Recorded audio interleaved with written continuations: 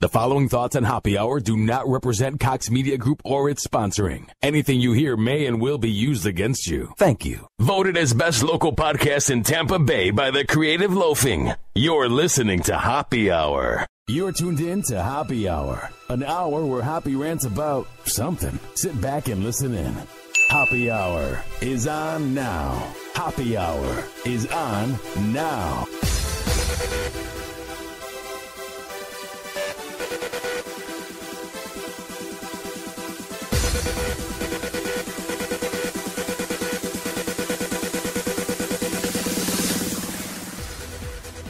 Yo, what up? How's it going? Great to hear. This is Happy Hour. I am your host, Ryan Hoppy, and we have so much to get into today.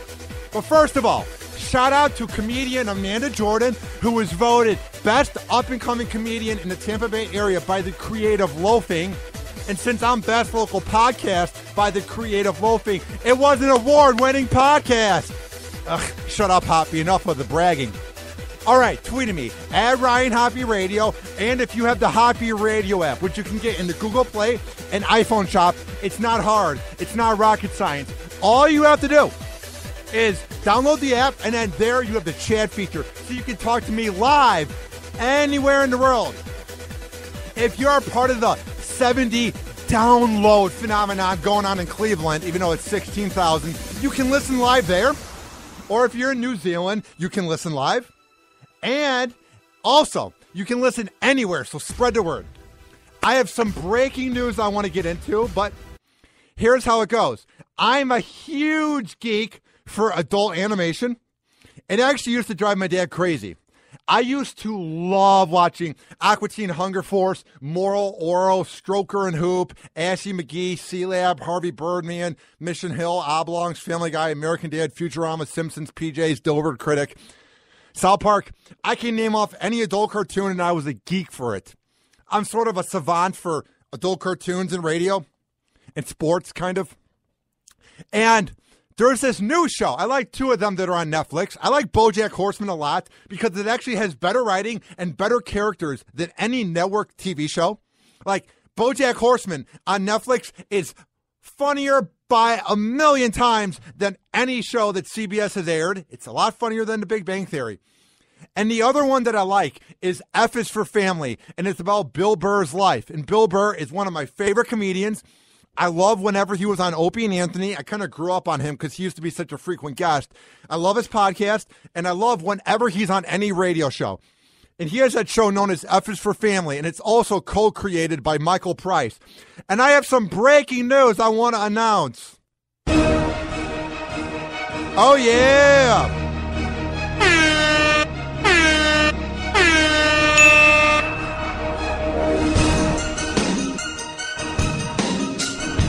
I'm proud to announce that Michael Price, the co-creator of F is for Family, which is on Netflix. You can watch all 6 episodes of the first season. F is for Family co-creator Michael Price, who also works on The Simpsons. He will be calling into Happy Hour on Thursday. Shout out to Michael Price for getting back to me on Twitter, giving me a good old follow back, and setting this up. Shout out to Michael Price for actually hitting up the Netflix PR. Like, he didn't have to do that, but shout out to him for putting in the effort. And also, I'm a big fan of Netflix, love all their shows. Shout out to Netflix for being so cool and so gracious, and their great PR team for allowing him to come on the podcast. So this Thursday, the co-creator of Bill Burr's comedy cartoon F is for Family, he will be on the show on Thursday. I'm very pumped. Like, oh, I'm giddy. I love that show. I've watched it 3 times. Everyone talks about how they binge watch shows that are an hour long. With my attention span of ADD, ADHD, and bipolar, I don't have the time for that. Plus, I'm doing my radio show or working out or anything, my internship or sleeping. But I did binge watch that because it's a half an hour, so it took 3 hours. I've binge watched F is for Family about 3 times. It is so damn good. So watch it. All right. People often go, we have a drunk driving problem in America. People often go, we need to have more TV commercials. we need to have more awareness. People go, we need to have more DUI checkpoints. People go, we need to be harsher when it comes to the laws. But do we really want that? Are we really taking enough action to make this happen? Do we even want this to happen? Or deep down, do a lot of people just want to get away with drunk driving and going home? I will never, ever drive drunk because I have too much to lose.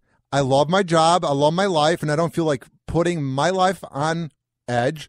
And I don't feel like putting everyone else's life on edge because I'm a douchebag who would then drive drunk and put everyone else's life on edge. And just, it's so selfish. I don't get people who drunk drive. If you need to get drunk tonight and you're an alcoholic, you can get Uber, you can get Lyft. And I love the excuse they make when they go, but I don't want to have to sleep outside. Well, then don't get drunk, you dumb shit. Or I love the excuse, oh my God, but my car is going to get impounded and I'll have to pay $500. What would you rather pay, you dummy? $500? Or $17,000 minimum in lawyer fees, 6 months to even more like a year of having your license suspended, all these DUI classes you have to go to, and it being on your record, dumbasses. But here's an example of how we are being too lenient to drunk drivers. There's this Ethan Couch kid. And now, if you haven't heard about it, I'm going to break down his Wikipedia page. He is such a 18-year-old piece of shit. And I try not to swear too often, but he is a piece of shit. He's such an awful person that he has his own Wikipedia page for his riveting criminal record. Ethan Anthony Couch, age 18, is an American teenager who has been given 10 years probation in juvenile court on 4 counts of intoxication manslaughter. So it wasn't just like he drove drunk. He took the lives of 4 people and didn't get any jail time, especially when he's drinking underage and he killed 4 people because he's a selfish teenage punk-ass bitch, a pussy. He drove drunk on June 15th, 2013 in Texas. He was illegally driving on a restricted license and speeding, lost control, plowed into a group of people standing near a disabled SUV, and he also struck a parked vehicle which was there to assist. 4 people lost their lives that night. 2 passengers in his car, of course, suffered injuries, and there was 9 total injuries. So 4 people died and 5 people lived. And first of all, what I love about these drunk driving crashes, which I don't love, I'm just saying, it's an example, is that the people in the car that are drunk never seem to die. It's always the people that they hit that are just on the road trying to go about their day. It's never the selfish people that are putting everyone's lives at risk being on the road. It's never them that get paralyzed or die taking a dirt nap. It's always the people who are just being humans driving, which makes me sick. And you would think with everything I just read off, not having a proper license, hitting a disabled vehicle, 9 people getting injured, 4 people dying, you would think that would at least get you jail time. But no. In Texas, being an underage kid drinking and driving, you know what that gets you? 10 years probation, which is nothing. And you would think that when you get away with that, you basically got off scot-free. Just don't be a piece of shit for 10 years. Don't mess up your probation. You got off, dude. You got off, Ethan. But no. Here's what happened. He then freaks out. In late 2015, authorities began investigating a claim on Twitter on December 2nd, 2015. A Twitter user put up a video along with a caption that showed that Couch was in violation of his probation. The video shows several young underage men playing beer pong at a party. So he's underage drinking, breaking the law. Once again, can't go with his probation like a proper kid. He's a piece of shit. One of whom appears to be Ethan Couch. The conduct would be in direct violation of Couch's 10-year probation if any alcohol consumption was involved. Consequences might involve a resentencing, which could have a maximum of 10 years imprisonment, according to the Tarrant County District Attorney's Office. A warrant was issued for Couch on December 11th after his probation could not reach him. On December 18th, him and his mom, surprisingly, Oh, what a coincidence. They were reported as missing, and they could not be reached for contact from the probation officer. Who would have thought? Who saw this coming? When a punk-ass teen bitch who took 4 people's lives by drunk driving underage and is given 10 years probation. What idiot, moronic, dumb-brained judge goes, I'm just going to give him 10 years probation because he'll learn his lesson. He obviously didn't because he's underage drinking, not thinking that someone could videotape that. So, no, he doesn't turn himself in like a grown man, like a young adult. This pussy and his dumb bitch of a mom, they then go missing. And randomly, no one can find him. And he then is involved in a fugitive hunt. And it became a federal matter in December 2015 with the U.S. Marshal Service, the FBI, and other agencies joining the hunt for the suspect, who then fled the country. Who would have saw this coming? Who would have thought that an 18-year-old who took 4 people's lives, by everything I read about what he did while drunk driving, who would have thought that he would then break the law and then flee to Mexico? No one saw this coming because Ethan Couch is such a respectable human being. Ethan Couch was going to get his life together. Oh, yeah, what a great guy. Underage drinking. Everyone did it, but not everybody drunk drove. Oh, yeah. This dumbass judge, what's her name? I got to get her name out there. Judge Jean Hudson Boyd. What were you thinking? I get he's from a rich family, but at some point, money cannot matter in the courtroom when he took 4 people's lives and he's a punk-ass bitch who's 18, underage drinking, and he probably wasn't sorry since he was drinking again and then went on the run. At what point does money not matter? 4 people are now taking a dirt nap. There's probably not an afterlife, so they're gone forever. At what point does the criminal justice system need to step up and start having tougher laws against DUIs? We wonder why DUIs keep on happening. We wonder why they're getting worse and worse. Maybe because we're not having tough enough laws against it, and we're letting people like Ethan Couch slide scot-free with a 10-year probation. You know what you should have done?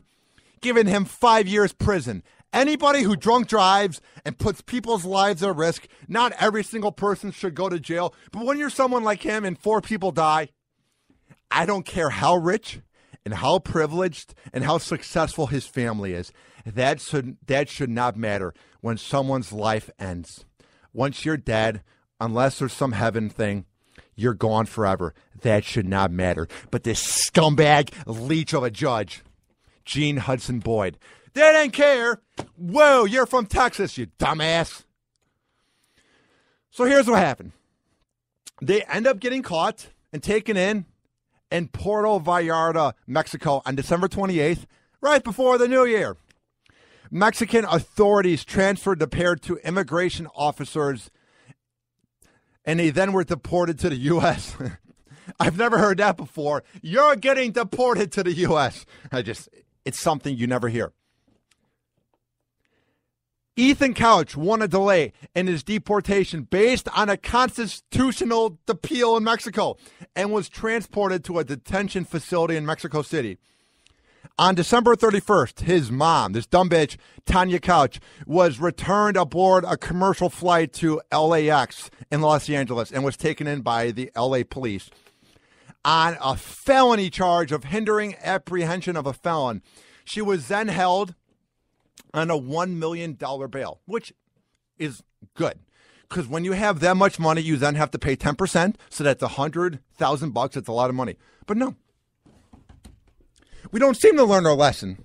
This is a mother who allowed her kid to underage drink, and then she then let her kid be on the run after he was caught underage drinking, and she takes him to Mexico. So she's obviously an awful human being and an awful role model and a terrible mom. So what do? We don't keep the bail at $1 million. No, it was lowered to $75,000, which is then $7,500 when you do 10%. What are we doing? We wonder why DUIs keep happening. Maybe it's because we're letting rich, privileged people get away with them. Celebrities, rich people, you can basically pay off a DUI. She is supposedly wearing an electronic ankle monitor as a part of her bond agreement. Oh, what a punishment. You're not in jail and you have to wear an ankle bracelet. Oh, how will she survive? Dumbass bitch. Authorities have accused her of helping her son, of course, leave the country to avoid a probation hearing that might have led to more jail time. At some point, Tanya, don't you realize that you're going to get caught in the day and age of, I don't know, cell phones and social media? That's how your kid was caught. So did you think you're going to get away with it just going south of the border and going to Mexico? Dumbass. Texas prosecutors have charged her with hindering the apprehension of a felon in bond, and it was initially set at $1 million. She arrived in Texas on Thursday after an LA judge approved her extradition more than a week after Mexican authorities brought her back to America. She will, of course, not plead guilty, but a part of her $7,500 bail, because that's how much she has to pay, because it's $75,000, but you do 10%. Here's everything she has to go through. Oh, the pain and suffering. Oh. She must wear an ankle bracelet. She must report to the cops on a weekly basis. She has to live with her son. Oh. How will you survive living with your other kid and family? Oh, what a punishment. Even though your dirtbag son took the lives of 4 people who now don't get to hang with their family. Oh, what a punishment, having to live with your family. Bitch. She must not drink, and she will be drug tested. Oh, what a punishment. You're alive. She will be placed under 24-hour house arrest. Oh, you get to watch Netflix and Amazon Prime and not be in jail. Oh, what a punishment. She cannot have any firearms or weapons. Oh, what a punishment. She must pay a weekly $60 fee. Oh, what a punishment. This is sad. We wonder why DUIs keep happening. We wonder why people feel entitled and they feel like they can get away with them. Maybe because people like this show that in this day and age, we don't treat it as badly as we should be. Somebody's life, 4 different lives are now gone because of drunk drivers, and so many lives are taken each year because of it. Because somebody got too drunk, they couldn't handle their liquor, or maybe they have a drinking problem, and then they're selfish. They didn't plan out the night, so they drive home. Murders are not preventable. Robberies are not preventable, but drunk driving is so preventable. If you plan out your night and you don't drunk drive. It is such an evil crime to do that it's sad that we let dirty, rotten bitches like Tanya Couch get out of jail on a cheaper bond after trying to help her son flee to Mexico. Whatever. Moving on. And she's going to have to go under a mental exam. Ugh, that excuse we use all the time. Oh, she's mentally ill. No, she's just a dirty, rotten bitch who is an awful mom, who is probably her kid's best friend, which is why he's such a dirtbag, and she helped him flee to Mexico because she loves him.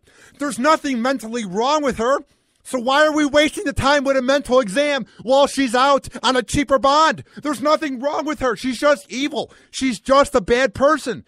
What does she need to go under a mental exam for? What are we proving? We know she's a bad person. We know she doesn't care about being a good parent. We know that she fled the country like a coward, like a pussy. What is so mental about that? That's what any coward, that's what any loser, that's what any scumbag would do. You're not mental. You're just a pussy. Ridiculous. And here is the people we are defending. These scumbags took the life of this daughter. I have this article that is heartbreaking. And once again, none of this is on the front page of CNN, MSNBC, Fox News, or the Huffington Post. I have to go to the British news site that I get all my prep on, which is the dailymail.co.uk. Why am I going to a .uk domain online to find unbiased news about drunk drivers? We wonder why drunk driving keeps happening. It's because we are giving front page news to Donald Trump, Hillary Clinton, and the fat-ass, untalented Kardashians. That's what we care about. We pretend we care about such problems as pedophiles and drunk driving, but nobody talks about it in the media. It's ridiculous. Why am I the person that's giving this story the time of day? Why aren't the news networks? We wonder why drunk driving and pedophilia keeps happening because no one's talking about it. Nobody's heard about this teen. It's so sad. And I don't mean to raise my voice, but why is some little podcast in Tampa Bay talking about it more than a dirty, rotten bitch known as Ariana Huffington or any of the major news networks? God, are we screwed? It would be so preventable. Things would get better if we just talked about it. If we gave it front page news. Why is it so important that Tyga cheated on Kendall Jenner? Why is that more important to have on the front page of a news site than, I don't know, drunk driving victims?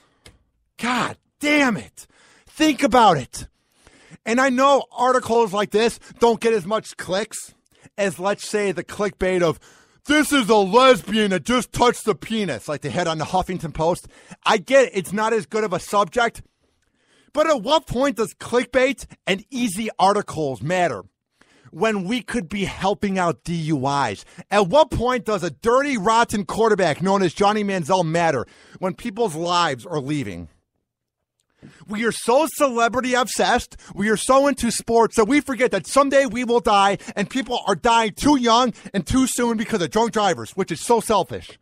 And nobody wants to talk about it because nobody wants to talk about death. I've been talking about it more on my show, drunk driving and all this, because my dad died in November and you go, gee, someday you will die. And people are probably dying right now because of drunk drivers somewhere in the world. But no. Let's talk about Johnny Manziel and Donald Trump. God damn it. This is from the Daily Mail. Mother of one of the teen victims speaks for the first time about finding her daughter's legless body. That's how bad the DUI crash was. It was a legless body. And how the boy's wealthy father, keyword wealthy, tried to stage a photo op with her during the trial. God damn it. Breonna Mitchell, 24, was one of the 4 people killed on June 15, 2013, when she was hit by the teen Ethan Couch. She was on the phone with her mother at the time, who was close to the scene and heard the exact moment. She was killed. So the mom's talking to the daughter, just having a mother-daughter conversation. Like, imagine if you're a mother out there or you're a father and you hear your kid and you're just talking, how was your day? How was school? How's life? How's the boyfriend?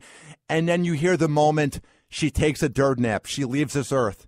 How can this judge in Texas hear all this evidence in court and just give this little bitch teen 10 years probation? Fuck Texas. Fuck people who get away with DUIs. I am sick and tired of this. The first person the mother saw at the scene was the drunk Ethan, who said, "You don't want to go that way. There's nothing good happening over there." Ugh, what a moron. And at that point, he was 15 years old. So basically he's saying, don't go over there. She's dead. Sorry. Pussy. She then began to look at her daughter, and she eventually found the body after going through the ruins of the crash, and said that her legs were completely gone. They weren't just sort of there. They were completely gone.